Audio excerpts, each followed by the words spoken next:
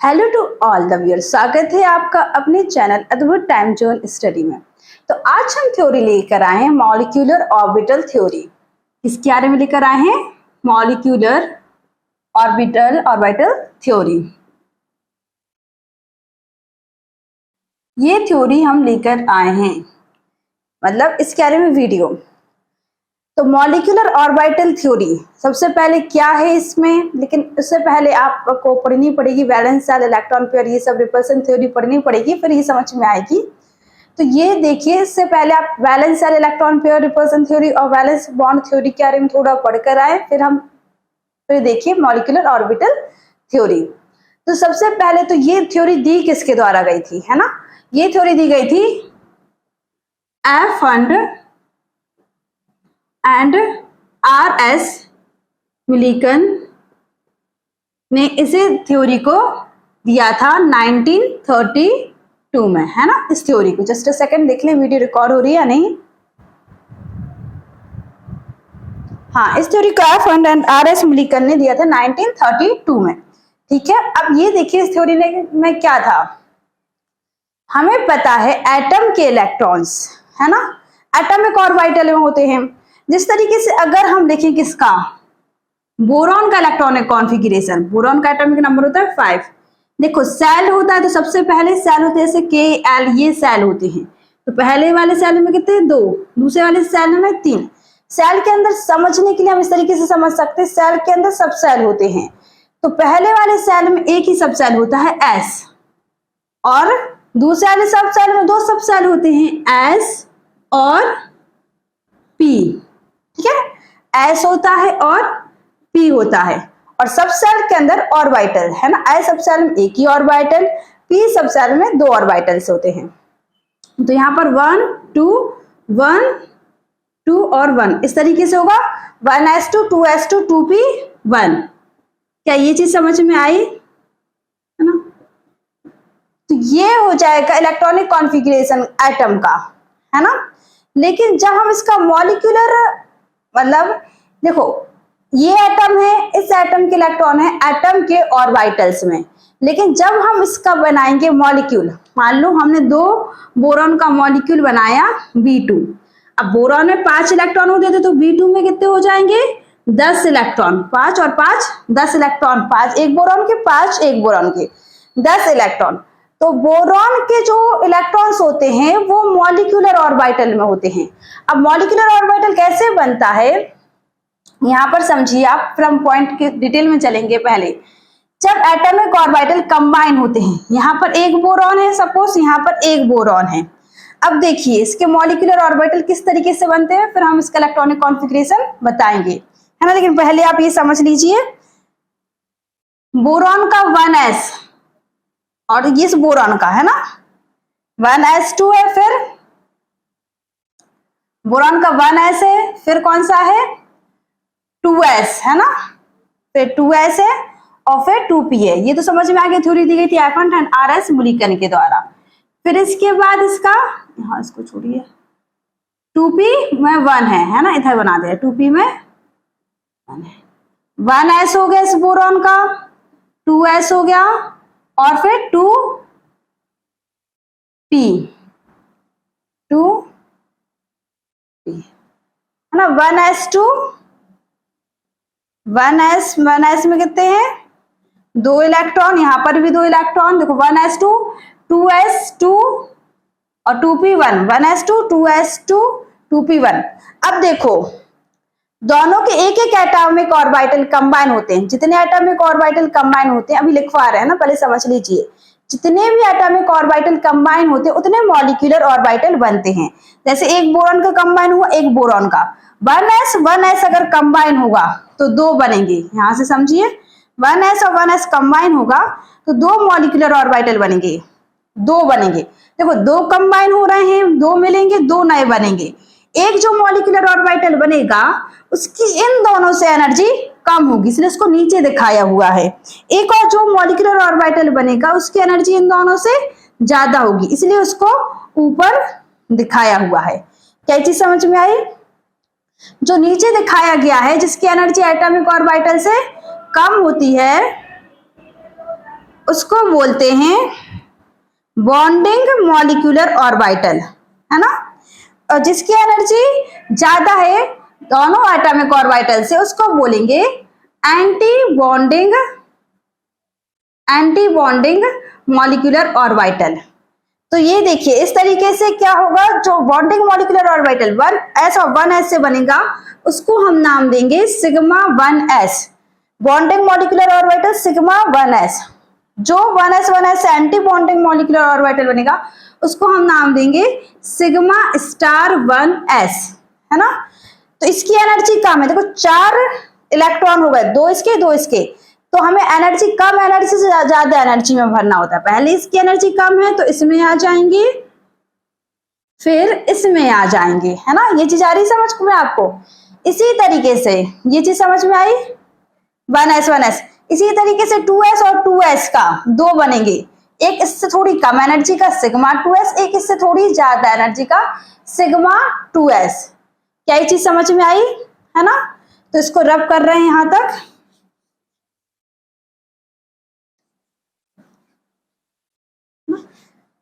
तो क्या ये चीज समझ में आई, अगर देखो 1s से बनेगा, दोनों के 1s से sigma 1s sigma star 1s, 2s से sigma 2s sigma star 2s, 2 molecular orbital बन जाएंगे, 2 एटॉमिक ऑर्बिटल जोड़ेंगे 2 मॉलिक्यूलर ऑर्बिटल बन जाएंगे। अब बात करते हैं p की बात करते हैं, है ना। तो p का अगर x देखो इसका हम अलग से बता रहे हैं, p में कितने होते हैं, एक px होता है, एक px होता है, एक py होता है, एक pz होता है। तो हम px की बात करें, अगर px और px कंबाइन होगा, है ना, अगर px कंबाइन होगा तो 2 बनेंगे, 2 मॉलिक्यूलर ऑर्बिटल बनेंगे। एक का नाम होगा पाई px और एक का नाम होगा पाई स्टार px, ठीक है। 2 कंबाइन होंगे तो इस तरीके से 2 बनेंगे। क्या चीज समझ में आ रही है, ये बॉन्डिंग मॉलिक्यूलर ऑर्बिटल है, bonding molecular orbital BMO, bonding molecular orbital.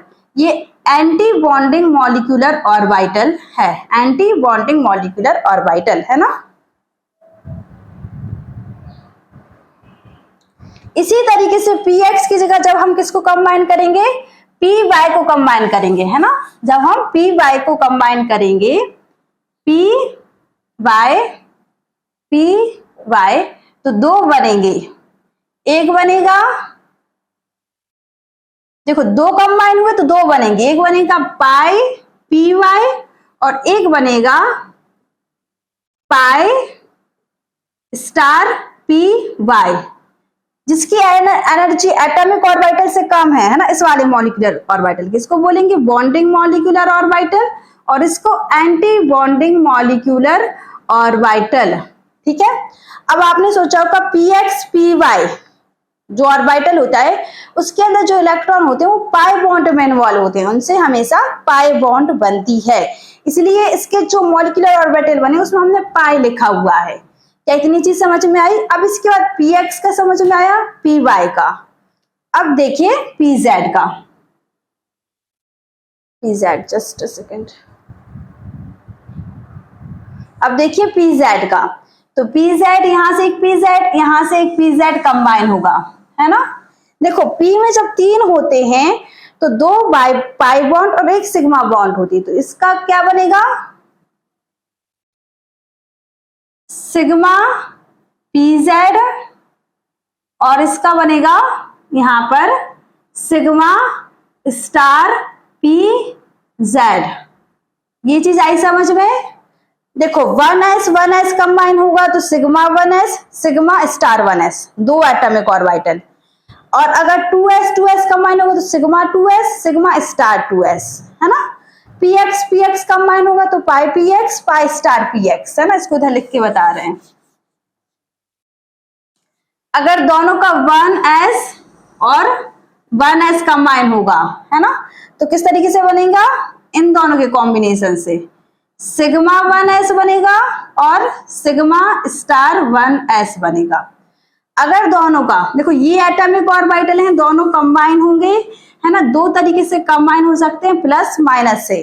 अगर प्लस से कंबाइन होंगे तो सिग्मा 1s माइनस से, अभी देखो सब समझ में आएगा स्टार्टिंग से, चलो माइनस से कंबाइन होंगे तो सिग्मा स्टार 1s, प्लस से कंबाइन होगा तो बॉन्डिंग मॉलिक्यूलर ऑर्बिटल, इससे कंबाइन होगा तो एंटी बॉन्डिंग मॉलिक्यूलर ऑर्बिटल, है ना। इसी तरीके से अगर 2s और 2s कंबाइन होगा तो दो बनेंगे, सिग्मा 2s और दूसरा सिग्मा स्टार 2x।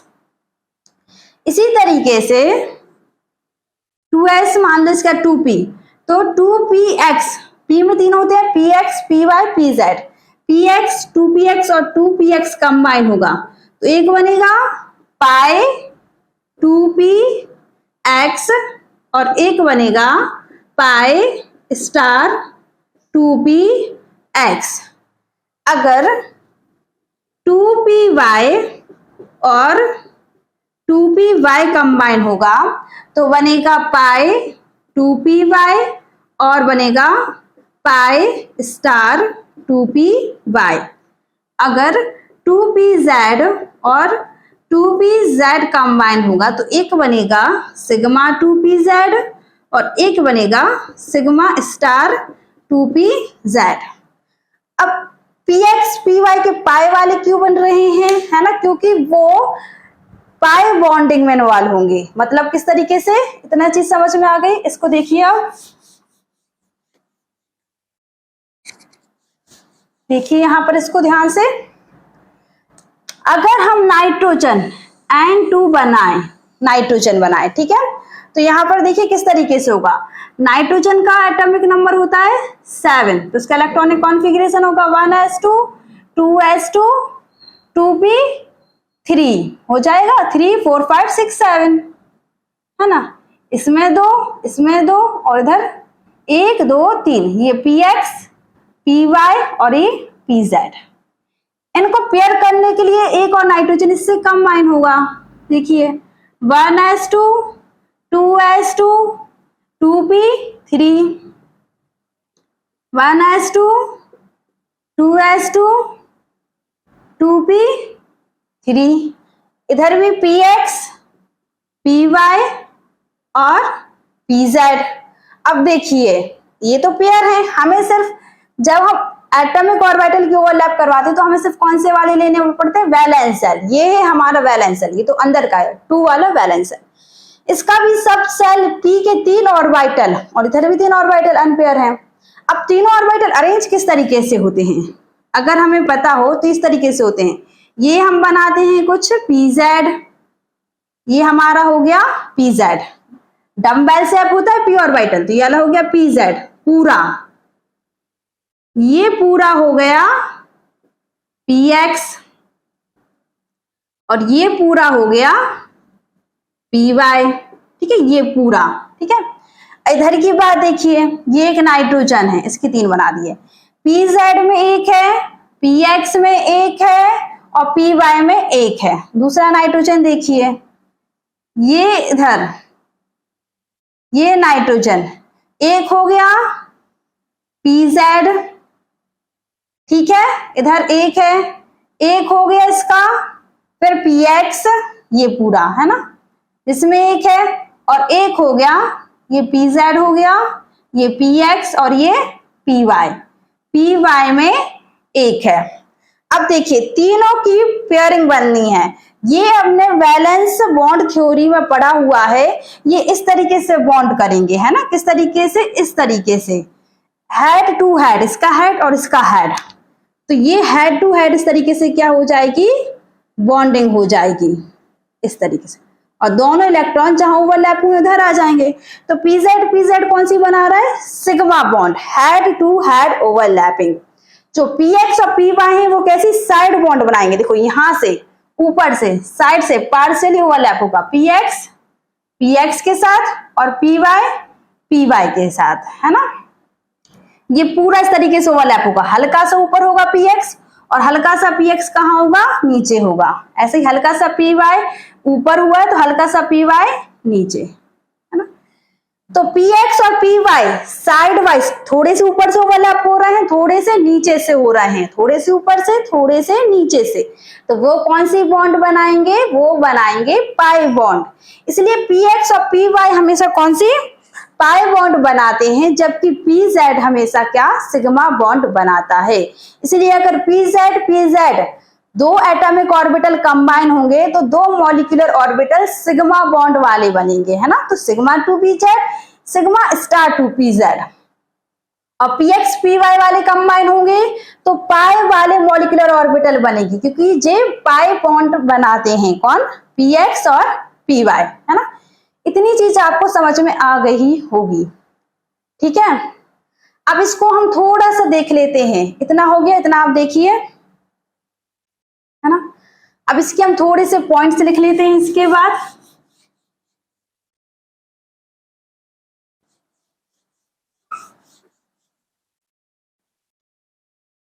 इनके पॉइंट्स देखिए, लिख लेते हैं।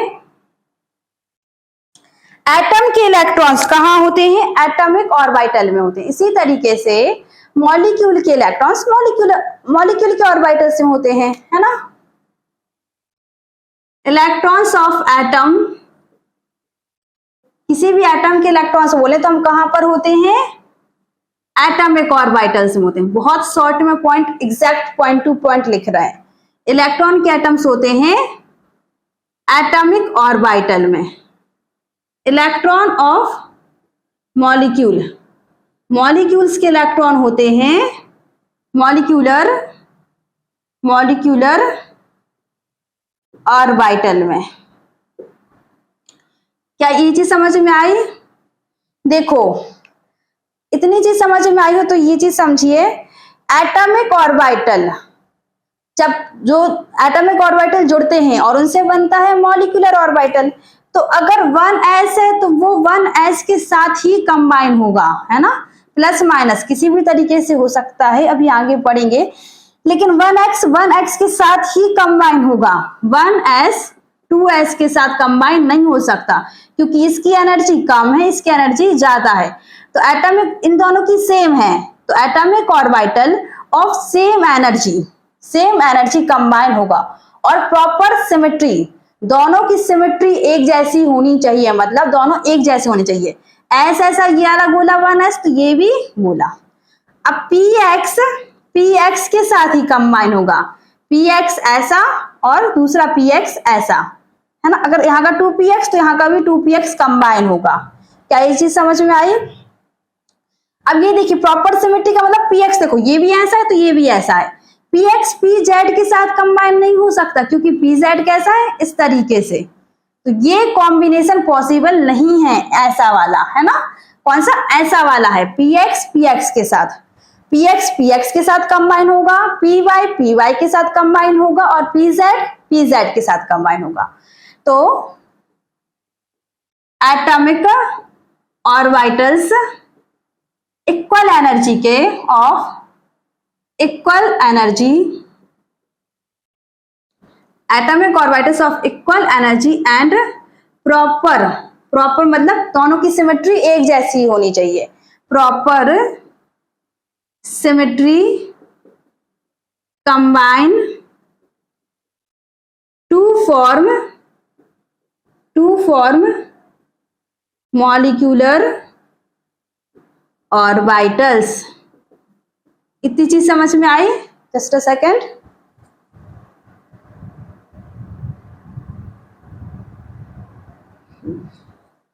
इसके बाद देखिए थर्ड पॉइंट, देखो एक एटम है ना, तो एटम में कितनी, एक एटम है, तो एटम में कितनी, एक, ये एक एटम है तो एटम में कितनी न्यूक्लियस, एक न्यूक्लियस होती है ना। तो एटॉमिक ऑर्बिटल इन्फ्लुएंस्ड, उसका असर किस एक न्यूक्लियस पे पड़ेगा, मतलब एक न्यूक्लियस एटॉमिक ऑर्बिटल में जितने भी इलेक्ट्रॉन होंगे वो इलेक्ट्रॉन्स मतलब उसको कितनी, सिर्फ एक न्यूक्लियस खींच रही होगी। ये चीज आई समझ में? अब मॉलिक्यूलर ऑर्बिटल में अगर मान लो ये मॉलिक्यूल है O2, तो यहाँ पर एक ऑक्सीजन दो ऑक्सीजन, दोनों की न्यूक्लियस है, एक न्यूक्लियस इस वाले की, एक न्यूक्लियस इस वाले की, तो दोनों की न्यूक्लियस मॉलिक्यूलर ऑर्बिटल में जो भी इलेक्ट्रॉन उसको कितनी, दो न्यूक्लियस खींच रही है। अगर मान लो ये मॉलिक्यूल है SO3, है ना, तो इधर पर कितनी, जितने भी मॉलिक्यूल के ऑर्बिटल बने हैं उसको कितनी, चार न्यूक्लियस, तीन ऑक्सीजन की, 3 ऑक्सीजन एटम की और 1 सल्फर एटम की। 4 न्यूक्लियस खींच रही है मॉलिक्यूलर ऑर्बिटल में जितने भी इलेक्ट्रॉन हैं। क्या चीज समझ में आई? एटॉमिक ऑर्बिटल में जितने भी इलेक्ट्रॉन होते हैं उसको सिर्फ एक न्यूक्लियस खींचती है। मॉलिक्यूलर ऑर्बिटल में जितने भी इलेक्ट्रॉन्स होते हैं उसको, जितने उस मॉलिक्यूल में एटम्स हैं उन सारे की न्यूक्लियस उसको खींच रही होगी। ठीक है, तो electron in atomic orbital, electron in atomic orbital influenced by one nucleus, influenced by one nucleus, therefore it is monocentric।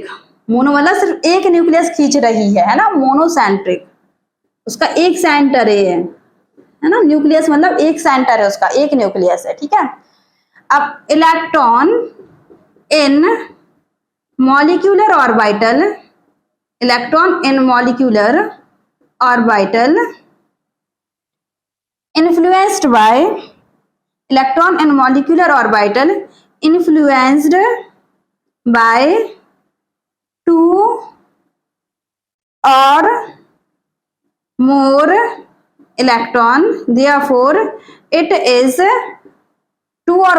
influenced by 2 or more nuclei। जो इलेक्ट्रॉन होंगे उसमें 2, जितने भी मॉलिक्यूल्स में जितने भी एटम होंगे उतनी सारी न्यूक्लियस, जितनी न्यूक्लियस उतनी न्यूक्लियस क्या कर रही हैं, एटम मॉलिक्यूलर ऑर्बिटल में जो इलेक्ट्रॉन प्रेजेंट है उसको खींच रही हैं। तो influenced by 2 or more nuclei, so it is polycentric. इतनी चीज क्लियर है ना? इसके बाद हम आगे चलते हैं।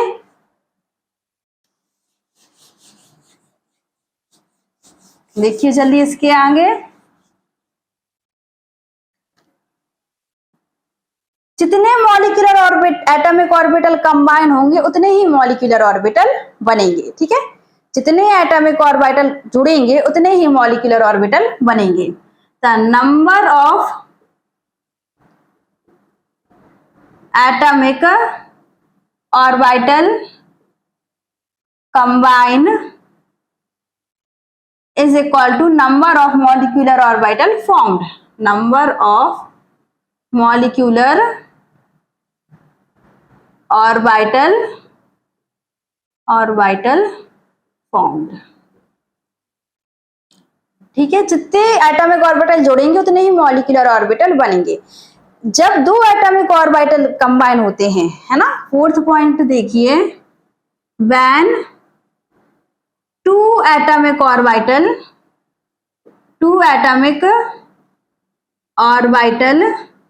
कंबाइन, जब 2 एटॉमिक ऑर्बिटल कंबाइन होते हैं तो कितने, 2 मॉलिक्यूलर ऑर्बिटल बनते हैं। 2 मॉलिक्यूलर ऑर्बिटल आर फॉर्म्ड। देखो, जब 2 एटॉमिक ऑर्बिटल कंबाइन होंगे तो 2 मॉलिक्यूलर ऑर्बिटल बनते हैं, और दोनों मॉलिक्यूलर ऑर्बिटल के नाम अलग अलग हैं। क्या है? एक का नाम bonding molecular orbital, bonding ammo मतलब मॉलिक्यूलर ऑर्बिटल, और एक का नाम है एंटी बॉन्डिंग मॉलिक्यूलर ऑर्बिटल, है ना। यहां पर देखिए, हमने बोला ये हमें H2O बनाना है, तो H2 मतलब हाइड्रोजन में कितना होता है, 1s1 होता है इसका इलेक्ट्रॉनिक कॉन्फ़िगरेशन। तो यहाँ पर हाइड्रोजन का 1s1, और यहाँ पर दूसरे हाइड्रोजन का मतलब हाइड्रोजन A वाला हाइड्रोजन, एक दूसरा हाइड्रोजन B, है ना, जस्ट नाम दिए A B, है ना, दोनों एक से ही होते हैं हाइड्रोजन। ठीक है, तो इसका 1s1 कंबाइन, इसका एटॉमिक ऑर्बिटल, इसका एटॉमिक ऑर्बिटल, 2 कंबाइन हो रहे हैं तो कितने, 2 मॉलिक्यूलर ऑर्बिटल बनेंगे, है ना। एक बॉन्डिंग बनेगा, है ना, और एक बनेगा एंटी बॉन्डिंग, एक बनेगा बॉन्डिंग ऑर्बिटल और एक बनेगा anti bonding molecular orbital. Bonding orbital की एनर्जी क्या होगी, कम होगी। बॉन्डिंग मॉलिक्यूलर ऑर्बिटल की energy less energy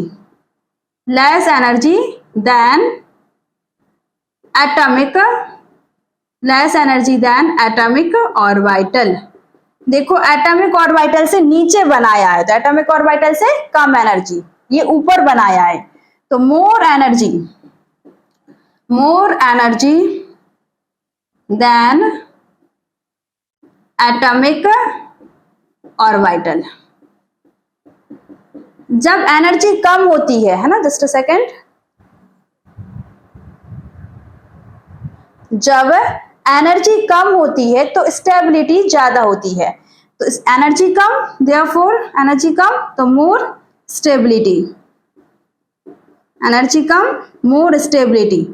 molecular orbital की एनर्जी स्टेबल ज्यादा होता है, एनर्जी ज्यादा ऊपर, एनर्जी ज्यादा, स्टेबल कम, लेस स्टेबिलिटी, लेस स्टेबिलिटी, है ना, लेस स्टेबिलिटी। क्या इतनी चीज क्लियर है? इतनी चीज क्लियर है ना?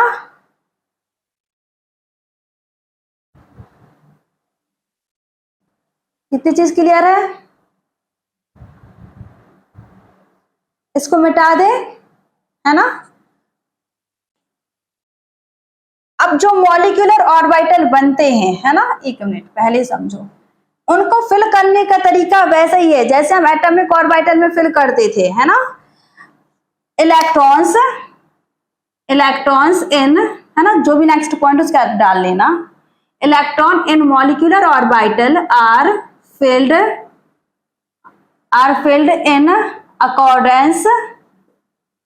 in accordance with, मतलब सबसे पहले ऑफ बाउ प्रिंसिपल के अकॉर्डिंग फिल होंगे। ऑफ बाउ प्रिंसिपल क्या कहता था कि कम एनर्जी वाले एटॉमिक ऑर्बिटल को पहले भरिए, ज्यादा एनर्जी वाले एटॉमिक ऑर्बिटल को बाद में भरिए। इसी तरीके से यहां पर होगा, हम कम एनर्जी वाले मॉलिक्यूलर ऑर्बिटल को पहले भरेंगे, ज्यादा एनर्जी वाले मॉलिक्यूलर ऑर्बिटल को बाद में भरेंगे। फिर दूसरा क्या था? Poly exclusion principle. क्या बोलता था पॉली एक्सक्लूजन प्रिंसिपल? के दो इलेक्ट्रॉन के चारों क्वांटम नंबर एक से नहीं होंगे, मतलब principal quantum number, azimuthal, magnetic और स्पिन। अगर प्रिंसिपल, एजीम्यूथल और मैग्नेटिक तीनों क्वांटम नंबर एक से तो स्पिन क्वांटम नंबर अलग अलग होंगे। मतलब अगर एक इलेक्ट्रॉन क्लॉकवाइज रोटेट करेगा तो दूसरा इलेक्ट्रॉन एंटी क्लॉकवाइज रोटेट करेगा। इसका मतलब एक एटॉमिक ऑर्बिटल में दो इलेक्ट्रॉन आएंगे, उसमें से एक क्लॉकवाइज रोटेट करेगा, दूसरा एंटी क्लॉकवाइज। एक ऑर्बिटल में हम दो से ज्यादा नहीं भर सकते, दो ही आएंगे, उसमें से एक क्लॉकवाइज एक एंटी क्लॉकवाइज। इसी तरीके से मॉलिक्यूलर ऑर्बिटल, एक मॉलिक्यूलर ऑर्बिटल में भी दो इलेक्ट्रॉन आएंगे, एक क्लॉकवाइज घूमेगा और एक एंटी क्लॉकवाइज घूमेगा, अपनी एक्सिस पर क्या कर रहे हैं? रोटेट कर रहे हैं, ठीक है। अब इसके बाद हम क्या देखेंगे? हंस रूल क्या बोलता है? अगर किसी भी बहुत सारे एटॉमिक ऑर्बिटल हैं, जैसे हम मान लें P है, कोई भी P है ना, मान लो 2p है, तो इसमें सब सेल में 3 ऑर्बिटल होते हैं और तीनों की एनर्जी सेम है। तो पहले सेम है, अगर when the atomic orbitals have the same energy then सबको एक एक इलेक्ट्रॉन दे दो, है ना। फिर तुम्हें पता है एक ऑर्बिटल में 2 इलेक्ट्रॉन आ सकते हैं, तुम्हें ऐसा नहीं करना है 1 2 इस तरीके से नहीं, पहले सबको एक एक दे दो, फिर उसके बाद पेयरिंग स्टार्ट करो। इसी तरीके से मॉलिक्यूलर ऑर्बिटल में बोलता है, जब बहुत सारे ऑर्बिटल जिनकी एनर्जी एकदम सेम हो तो तुम्हें क्या करना है? सबसे पहले सबको एक एक दे दो उन पूरे ऑर्बिटल्स जिनकी एनर्जी सेम है, फिर उसके बाद पेयरिंग स्टार्ट करो, ठीक है। तो ये इस तरीके से होगा।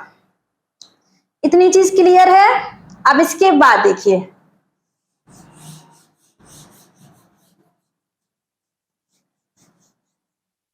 आगे देखिए, अब देखिए आगे, एटॉमिक ऑर्बिटल को हम रिप्रेजेंट करते थे, एटॉमिक ऑर्बिटल को हम एक्सप्रेस करते थे किसके फॉर्म में? वेव फंक्शन, है ना, ये जाई होता है, जाई बोलते इसको, वेव फंक्शन के फॉर्म रिप्रेजेंट करते थे, वेव फंक्शन। वेव फंक्शन मतलब ये जो इलेक्ट्रॉन है वेव्स के फॉर्म में मतलब इस फॉर्म में रहता है, चलता है, ठीक है, इस फॉर्म में इलेक्ट्रॉन का वेव है, ठीक है। तो ये वेव फंक्शन के फॉर्म में हम इसको रिप्रेजेंट कर देते हैं एटॉमिक ऑर्बिटल को। और ये वेव फंक्शन कुछ नहीं है, एम्पलीट्यूड, मतलब जब इलेक्ट्रॉन चल रहे हैं तो कितनी ऊंचाई तक, है ना, एम्पलीट्यूड ऑफ इलेक्ट्रॉन वेव्स, ये ऊंचाई मतलब एम्पलीट्यूड यही होता है ना, एम्पलीट्यूड ऑफ इलेक्ट्रॉन वेव्स। क्या इतनी चीज समझ में आई? एम्पलीट्यूड ऑफ इलेक्ट्रॉन वेव्स होती है एटॉमिक ऑर्बिटल। अब ये वेव फंक्शन मिला कैसे था? वेव फंक्शन मतलब इसको जब सॉल्व किया गया था, किसको? स्क्रॉडिंगर इक्वेशन को। स्क्रॉडिंगर इक्वेशन को क्या किया गया? सॉल्व किया गया। तो हमें 4 तरह के लेवल्स मिले थे और 4 वेव फंक्शन, है ना। प्रिंसिपल क्वांटम नंबर जिसको एन से रिप्रेजेंट करते हैं, है ना। एजीम्यूथल क्वांटम नंबर जिसको एल से, एम और S magnetic quantum number, spin quantum number, है ना। तो इस तरीके के हमें क्या मिले थे? एटॉमिक ऑर्बिटल्स, मतलब इस तरह के हमें एनर्जी लेवल्स किस तरीके से हमें फिल करना है, ये सब मिला था। लेकिन ये हमने स्क्रॉडिंगर इक्वेशन सॉल्व होती थी फॉर 1 इलेक्ट्रॉन सिस्टम के लिए, मतलब जो इक्वेशन सॉल्व हुई थी वो सिर्फ हाइड्रोजन के लिए हुई थी। पढ़ना सेकंड चैप्टर में, Schrödinger equation is solved only for hydrogen atom. अब हम अगर हाइड्रोजन का भी मॉलिक्यूल बनाएंगे तो हाइड्रोजन में तो एक है, लेकिन मॉलिक्यूल बनाएंगे तो एक इलेक्ट्रॉन एक हाइड्रोजन का, एक इलेक्ट्रॉन दूसरे हाइड्रोजन का, तो होगा ना 2 इलेक्ट्रॉन। और बाकी मॉलिक्यूलर ऑर्बिटल, कोई भी मॉलिक्यूलर के ऑर्बिटल में एक इलेक्ट्रॉन तो होने वाला नहीं है। मॉलिक्यूल्स में तो, या फिर मॉलिक्यूल्स में एक नहीं होगा, एक से ज्यादा इलेक्ट्रॉन होंगे। तो उसके लिए तो स्क्रॉडिंगर इक्वेशन का काम खत्म, मतलब हम उसको सॉल्व नहीं कर सकते थे। और इसलिए इसके बाद जब हम इसको सॉल्व करते थे इस तरीके से कुछ अगर होता तो मिलता, लेकिन इसके लिए स्क्रॉडिंगर इक्वेशन काम में नहीं आई, क्योंकि Schrödinger equation is valid only for 1 electron system. इसको एक इलेक्ट्रॉन सिस्टम के लिए सॉल्व किया था और 4 तरह के हमें वेव फंक्शन मिले थे एटॉमिक ऑर्बिटल को फिल करने के लिए। समझ में आया? जब यहाँ पर ये काम नहीं बना तो हमारे लिए आया एक अप्रोक्सीमेट मेथड, साइंटिस्ट ने खोजी, जिसको बोलते हैं LCAO, है ना। LCAO लगाओ, है ना, मतलब LCAO linear combination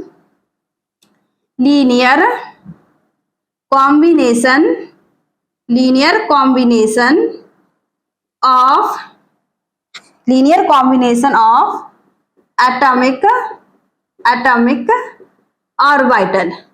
atomic orbital का लीनियर कॉम्बिनेशन। इनने किस तरीके से बोला, इसमें समझाने का तरीका था, समझो। सपोज देयर आर 2 हाइड्रोजन,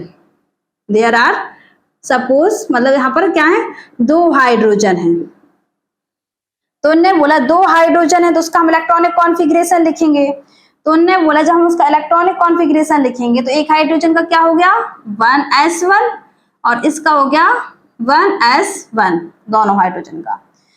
अब हाइड्रोजन, इस हाइड्रोजन में भी एक है ना, इसको बार बार बता रहे हैं, याद हो जाएगा। इस हाइड्रोजन में भी एक है, इस हाइड्रोजन में भी एक है ना। तो ये ऑर्बिटल को हम किससे रिप्रेजेंट करते थे? हमने बोला था, और एटॉमिक ऑर्बिटल को हम रिप्रेजेंट करते हैं वेव फंक्शन से। तो यहाँ पर हो जाएगा जाई ए, सपोज ये हाइड्रोजन हमने ले लिया HA। इस तरीके से कुछ एनसीईआरटी की बुक में एक्सप्लेन किया गया है, और इस हाइड्रोजन को हमने ले लिया HP, तो ये हो जाएगा जाई, है ना, जाई बी। इसमें एक इलेक्ट्रॉन है, इसमें एक इलेक्ट्रॉन है, ठीक है, एक इलेक्ट्रॉन। अब जब ये दोनों एटॉमिक ऑर्बिटल कंबाइन होंगे, है ना, तो ये दोनों atomic orbital can combine in 2 ways, है ना। Atomic orbital combine in 2 ways. सबसे पहला बाय एडिशन, जब हम इन दोनों की इलेक्ट्रॉन वेव्स को क्या कर दें, ऐड कर दें, बाय एडिशन, है ना, जस्ट अ सेकंड, 1 मिनट ले रहे, बाय एडिशन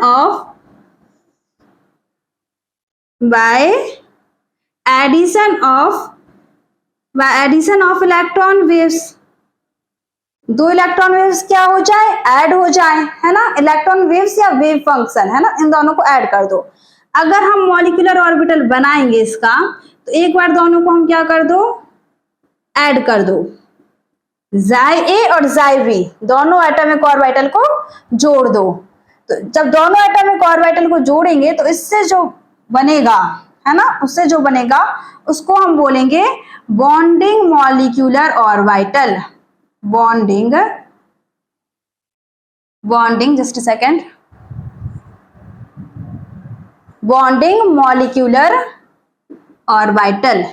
एक बार दोनों की वेव फंक्शन को, है ना, ऐड कर दिया एक बार, और एक बार क्या करो, ये फर्स्ट हो गया, ये हो गया by subtraction of electron waves, by subtraction of electron waves, एक बार इसको माइनस कर दो, तो जाए जो मॉलिक्यूलर ऑर्बिटल बनेगा वो कैसा बनेगा, दोनों के वेव फंक्शन को, इसका जो वेव फंक्शन है जाए और इसका जाए भी, दोनों को क्या कर दो, माइनस कर दो, है ना, by subtraction of electron waves.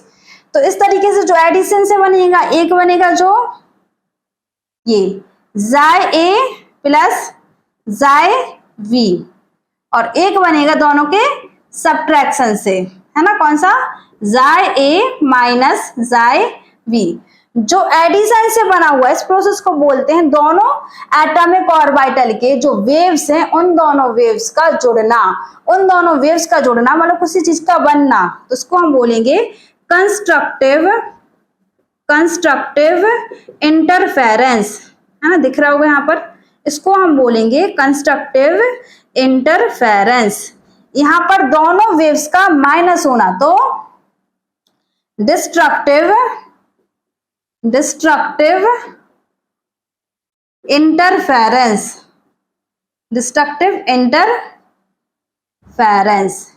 है ना।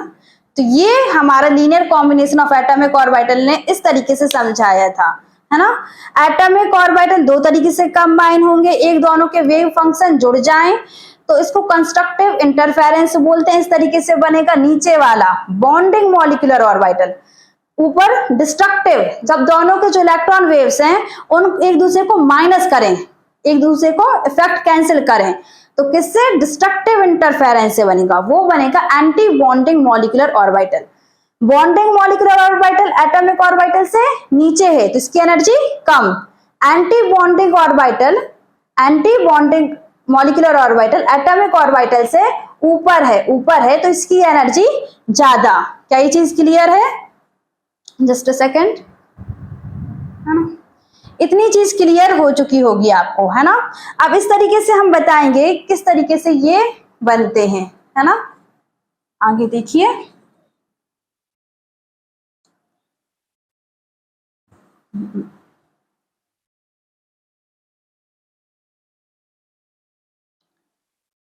या इसके आगे हम क्या करेंगे, नेक्स्ट वीडियो थोड़ी सी बड़ी हो रही तो इसके आगे हम नेक्स्ट वीडियो में कंटिन्यू करेंगे। तो ये है हमारा मॉलिक्यूलर ऑर्बिटल थ्योरी का पार्ट 1। पार्ट 2 हम नेक्स्ट वीडियो में कंटिन्यू करेंगे, जो आप जरूर देखें क्योंकि ये आधा वीडियो है। जब आप इस वीडियो को पूरा देखेंगे तो आपको ये पूरा अच्छे से मॉलिक्यूलर ऑर्बिटल थ्योरी क्लियर हो जाएगा, है ना। तो थैंक यू।